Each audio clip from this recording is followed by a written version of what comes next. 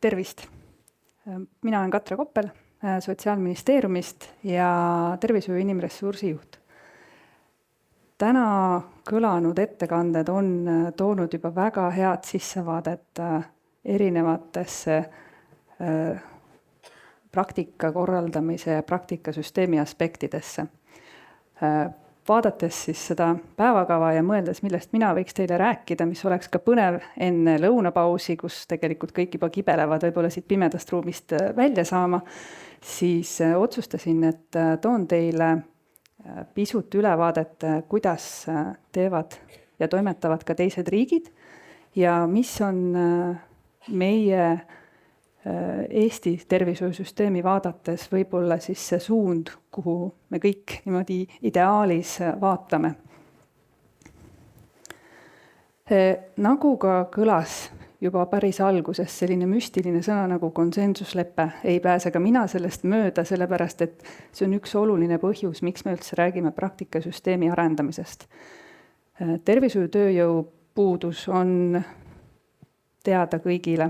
Vananev elanikkond, suurenevad vajadused inimeste tervisehädade poole pealt ja see kõik tähendab, et meil on vaja tegelikult rohkem tööjõudu. Just sellepärast sõlmiti konsensuslepe, et kõik osapooled, kes ka täna on rääkinud, nii tööandjad, kõrgkoolid, kui ka siis praegu mina Sotsiaalministeeriumi esindajana ja tegelikult ka eelnevalt mainitud nii-öelda omanik ehk et Haridus- ja Teadusministeerium, et me leppisime kokku, et me tahame panustada sellesse, et meil oleks tulevikus rohkem õdesid ja ka rohkem teisi tervishoiuspetsialiste. Mida tähendab sõna rohkem? Ma arvan, et see on oluline ära mainida, et viimase konsensusleppega 2022 aastal me tõstame ja tegelikult oleme tänaseks tõstnud õdede vastuvõttu iga aasta 183 kohta, ehk et kokku 700. See tähendab, et iga aasta jõuab praktikabaasidesse samamoodi 183 õeõppurit rohkem ja teisi tervishoiuspetsialiste seal kõrval ka umbes 150-170 ringis, nagu farmatseut, tegevusterapeut, radioloogiatehnik, füsioterapeut ja bioanalüütik. Ehk et selleks, et nemad saaksid ka siis täisväärtusliku selle tööpraktika, on vaja meil kõigil panustada, sealhulgas ka kõikidel juba töötavatel tervishoiuspetsialistidel ja tervishoiutöötajatel, et võimaldada siis nendele uutele inimestele tulla meie juurde tööle ja tõesti tahta selles tervishoiusüsteemis oma panus anda. Ja me võtsime siis iga osapool omale kohustuse, et mida me siis teeme selleks, et praktikasüsteem päriselt paraneks ja areneks selle suurenenud vastuvõtu numbrite juures. HTM võttis kohustuse rahastada suurenenud õppemahtu, kõrgkoolid võtsid kohustuse õpetada, tervishoiuteenuse osutajad ehk praktikabaasid võtsid ja ütlesid selgelt, et me võtame vastu need õppurid, kes kõrgkoolidest tulevad. Ja Sotsiaalministeeriumi poolt me andsime lubaduse, et me vaatame koos Haridus- ja Teadusministeeriumiga otsa praktikasüsteemi arendamisele laiemalt, selle rahastamisele ja jätkame ka väga edukat ja head projekti Õed tagasi tervishoidu, mis siis toob tegelikult tööturult eemal olnud õed taas tagasi tervishoidu. Iga aasta on umbes suurusjärk 25 lõpetajat, et on olnud väga hea. Ja praktika, nende tegevused siis konsensusleppest, millega me praegu toimetame järjepidevalt ja loodame ka üha rohkem edusamme saavutada, on siis praktika juhendamise, tasustamise toetamine. Ja esimestel aastatel me saime seda teha välisrahastusest ja seejärel me pidime üle liikuma siis riigieelarve vahendite peale ja selle nimel me ka teeme praegu edasi tööd, et need vahendid ka kõik lõpuks meil olemas oleksid. me tegime analüüsi, et palju oli kuulda siit ja sealt ja kõikide inimestega rääkides me saime aru, et seda praktikasüsteemi rahastamist on vaja vaadata niimoodi laiemalt ja luua selge pilt, et kuidas me siis seda tahame. Et meil on olemas juba väga häid näiteid, aga kuidas seda jagada ka kõigile teistele ja kuulata, et mis siis on need murekohad. Ja eelmine aasta toimuski selline analüüs ja sealt nii-öelda selgunud sissevaadet ma teile pisut tutvustan. Rändame natukene teiste riikide juurde, kes olid meil võrdluseks ja lõpus näitan teile siis seda ideaalset mudelit, mis võiks olla Eestis ja millised tegevussammud on meil praegu prioriteetsena lauale võetud ja millega me saame siis nagu tulevikus ka veel edasi tegeleda. Meil on Holland, Inglismaa ja Sloveenia, siis need riigid, keda valiti erinevate sarnasuste tõttu siis võrdlusriikideks. Ja võib-olla üks oluline nüanss, mida ma slaididele välja ei toonud, aga mis on meie suurim erinevus on see, et Eesti on võtnud vastu otsuse, et kui tervishoiutöötaja spetsialist lõpetab ja saab registreeringu meie tervishoiukorralduse infosüsteemis, mis asub Terviseameti juures, siis ta ka sinna jääb. Ta ei pea ennast nii-öelda taasregistreerima, aga kõik need 3 võrreldavat riiki, nendes sõltuvalt erialadest, aga enamustest on 2 kuni 7 aasta tagant siis selline taasregistreerimine, mis omakorda võib-olla annab sellise kuklas nagu meeles pidada ja vaadata, et võib-olla ka see on see, miks see lõpptulemus, mis Eestile nagu välja pakutud on pisut teise lähenemisega kui see, mida me näeme, kuidas teised riigid ka praktiseerivad. Aga kindlasti on see oma väärtus, et me tegelikult usaldame ja usume, et need inimesed, kes juba on oma kutse eriala kätte saanud, on pädevad, nad teavad, mida nad teevad ja nad on ka keskendunud sellele, et ennast järjepidevalt arendada, sellepärast et 60 tundi on ju iga aasta see, mis tuleks ise läbida ja tervishoiu ja tööandja poolt ka võimaldada. Ehk et me usume, et inimesed on ise huvitatud ennast pidevalt silmaringi avardama ja siis huvitatult ringi käima. Ma ei hakka kõiki slaidil olevat infot ette lugema, aga lihtsalt võrdluse mõttes siis vaadati radioloogiatehniku, füsioterapeudi ja õdede õppekavade siis erinevaid näitajaid. Ja Eesti puhul on muidugi väga tore öelda, et kõik on tasuta õpped ja praktika maht on päris suur, kui vaadata ka võib-olla mõne teise riigi näidet. Ja õeõpe on meil 3,5 aastat ja praktikatunde on tegelikult tuleb päris palju ka neid, mis siis tuleb praktikabaasis hoida. Liigume siis ühe esimese reisi sihtkohana Hollandisse. Ja võib-olla nende juures on hästi hea välja tuua nüanss, kus on õppe- ja praktikakorralduse omavaheliseks ühtlustamiseks loodud siis eriala õpetavate koolide poolt nõustav kogu. Et just sellel eesmärgil, et tegelikult kõik õppurid, kes lähevad praktikale, saaksid seda ühetaoliselt. Õenduse puhul on muidugi miinimummaht Euroopa Liidu direktiivist lähtuvalt ja tavaliselt juhendab ühte praktikanti siis mitu juhendajat ja eeldus on tegelikult Hollandis, et iga tervishoius töötav tervishoiutöötaja spetsialist on tegelikult ka juhendaja. Ehk et see on selline kollegiaalne ootus, et mina, kui ma lähen tööle, siis tegelikult ma soovin anda oma kogemust, teadmisi edasi uutele inimestele, kes on tulevikus minu kolleegid ja aitavad parandada seda tööjõupuudust siis. Ja praktika hindamisega tegelevad praktikakoordinaatorid, kes siis võivad olla kas kooli või tervishoiuasutuse töötajad. Rahastuse puhul tegelikult siis praktikabaasid seal tavaliselt vastuvõtmisest raha ei saa, küll aga mõned suuremad asutused tasustavad oma juhendajaid eraldi. Ja oluline roll on siis juhendaja koolitustel, nagu ka varasematel slaididel me siin ettekannetel nägime, et see, kuidas ja mismoodi juhendada, et see on ka samamoodi elukestev pidev arendamine. Inglismaa puhul on väga hea näitena välja toodud see, et neil toimuvad eri kursuste tudengitel koos praktikad, paarispraktikad ja see aitab tõesti kaasa, aga siis soositakse rohkem seda meeskonnapõhise juhtimise mudelit, ehk et erinevate valdkondade spetsialistid võivad juhendada näiteks õeõppe praktikanti. Et see on meeskonnatöö kohe juba õppe käigus sisse nii-öelda õpetamine, et kui nad juba tulevad tegelikult tervishoiuasutusse tööle, siis nad teavad, et nad peavadki kõik üksteisega koostööd tegema.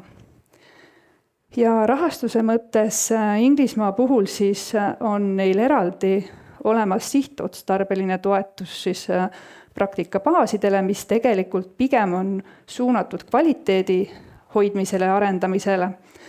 Aga juhendajate tasustamine sõltub ikkagi tervishoiuasutustest. Ja neil on eraldi ka lisarahastus taotletud mingil 2020. aastal, kus siis just motiveeritakse siis tegelikult praktikabaase võtma juurde ja nende vabade praktikakohtade arvu tõstma.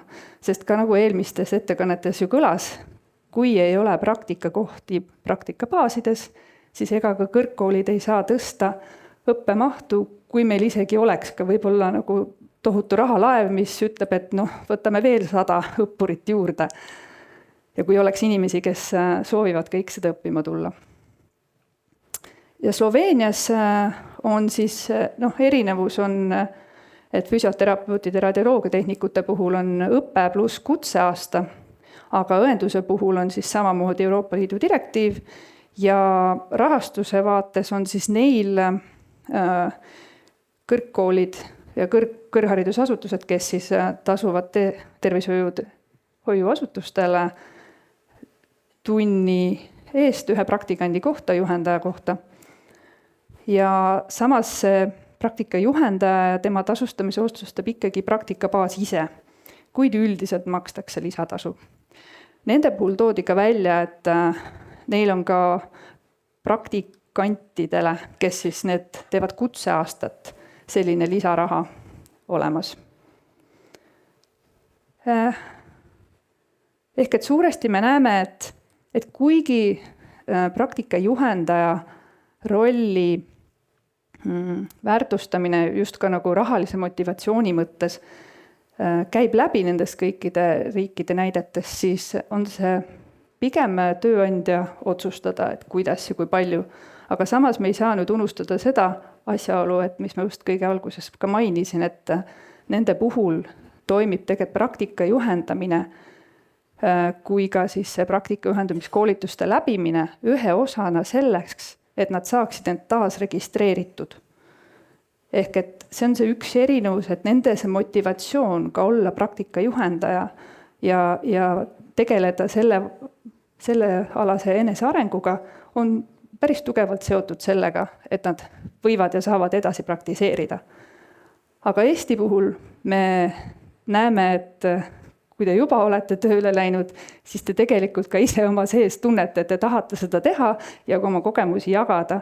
Ehk et võib-olla ka see on see põhjus, miks meil analüüsi tulemusena ikkagi nähakse, et see rahaline motivatsioon või see tunnustus on ka üks osa, mis võiks toetada, sest et seda õiguslikku sundi taga justkui ei ole. Maksmise alused, et lihtsalt ka aru saada, et kes siis rahastavad tegelikult siis praktika juhendamise tasustamist, siis see sõltub täpselt riigi tervishoiukorralduse nii-öelda, kuidas see üles ehitatud on. Et see võib olla nii meie mõistes Haridus- ja Teadusministeerium, see võib olla nii meie mõistes Sotsiaalministeerium, kui ka see võib olla lihtsalt kõrgkoolid, kes siis erinevate vahenditega selle raha tervishoiuteenuse osutajatele saavad. Ja ka, et mis see seadusandlik alus on, et võib olla nii määruse tasandil, nii seaduse tasandil kui ka kokkuleppe tasandil. Ehk et sellist ühtset võluvitsa ei ole, et nüüd me teame, et nemad kõik teevad nii ja teeme ka nii. Milline on siis Eesti jaoks selline ideaal, mis selle analüüsi tulemusena välja joonistus?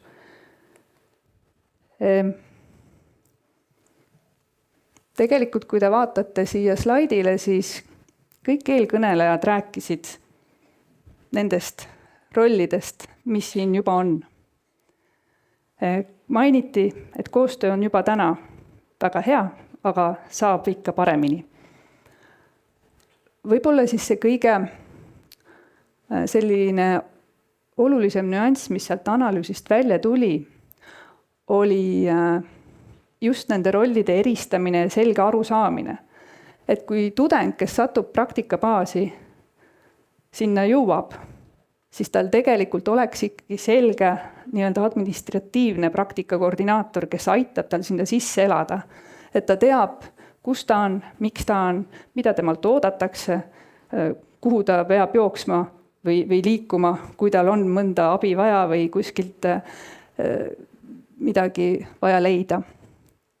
See inimene on enamasti personaliosakonna töötaja ja teame, et täna juba mitmetes haiglates on need inimesed, kes tegelikult aitavad seda praktika koordineerimist ja kõrgkooliga suhtlemist, aga siiski sõltuvalt siis sellest praktikabaasi suurusest, igal pool seda veel ei ole niimoodi rakendatud, et võiks olla 0,5 kuni 1,5 kohaga selline inimene olemas, sõltuvalt siis praktikantide arvust. Vastutav juhendaja on siis see inimene, kellel on kõige suurem roll just selle õpiväljundite omandamise, selle jälgimisega, tagasiside kogumise ja hindamisega. Ja see tagasiside kogumine ja hindamine, nagu me ka eelnevatest ettekannetest nägime, ei ole lihtsalt see, et ma küsin, et kuidas läks. Ja ütle nüüd, et mis me järgmine kord paremini saan teha, aga tegelikult see peab olema süsteemne, teaduslik, et sellega oleks ka midagi edasi teha. Ja et see juhendaja, kes siis seda meeskonda veel omakorda peab juhendama, et see vastutav juhendaja võtab selle kõige suurema nii-öelda rolli, aga õppuritel on ju palju erinevaid siis neid, ütleme, mentor on siin nüüd välja toodud, aga tema ongi siis see erinevate praktikate, see väike paaripäevane või paarinädalane tööpraktika juhendaja. Et see mentori roll oleks väärtustatud.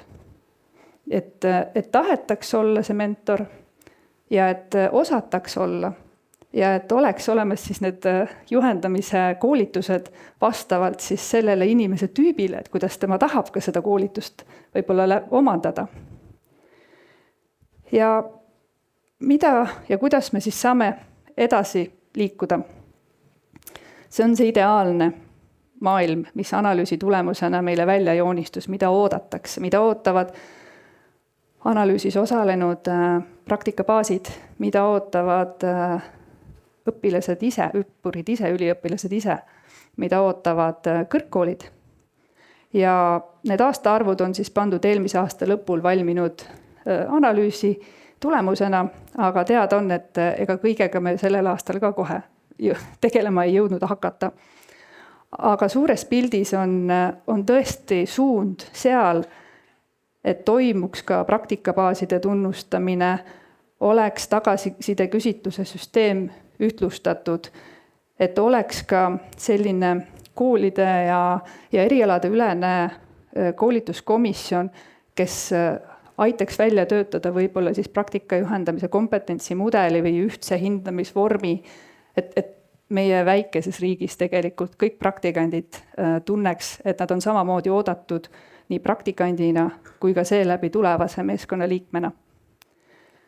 Meie prioriteetsed tegevused, millega me praegusel ajal juba toimetame, on siis see lisatasude keskne rahastamine, et Sotsiaalministeerium teeb tööd selle nimel, et meil oleks siiski olemas rahastus ja see jõuaks praktikabaasideni ja me väga loodame, et praktikabaasidest see jõuab ka juhendajateni. Me näeme olulist siis vajadust praktikakoordinaatorite rolli osas ja loodame, et neid on varsti igas praktikabaasis. Ja praktikajuhendajate väljaõppe toetamine, et õppeasutused on siin võtnud väga hea eeskuju ja rolli läbi oma koostöölepete ja koostöökokkulepete siis praktikabaasidega. Ja kuhu edasi? Kõik siis need tegevused, mis meil seal välja ettepanekutena toodud olid, räägime siis seal ettepanekuna välja toodud vastutajatega ja loodame, et me leiame ühiselt selle rahastuse ja kokkulepped, kuidas siis need ootused ka päriselt meile reaalsusesse tuua.